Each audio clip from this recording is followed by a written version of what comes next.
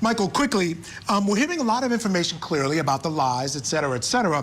What we're not hearing a lot of is the fact that she was a really bad mother. And that, those are the things as well that could lead a jury to believe that she could do something like this to the child. We're not hearing a lot about neglect, although she is charged with that. We're not hearing a lot about any kind of abuse, although she is charged with that as well.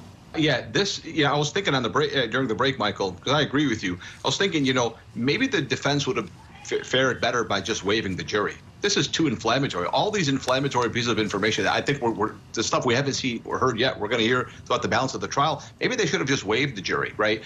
Because at the end of the day, they could have, when the defense takes the case, they can bring out an expert and say, she was nervous, she was lying. If, had she really done this intentionally, she would have never thought she was going to get away with it. Maybe she was just trying to delay, from her childhood, she was abused, yada, yada, yada. I think they would have just been better off just waiving the jury, because at the end of the day, we're not hearing any of that stuff, even though all that stuff is relevant. And the way you've explained it, the jury is, by the end of this case, the jury is going to hear all of that, because she's charged with more than just 1 or 2 or 3 crimes.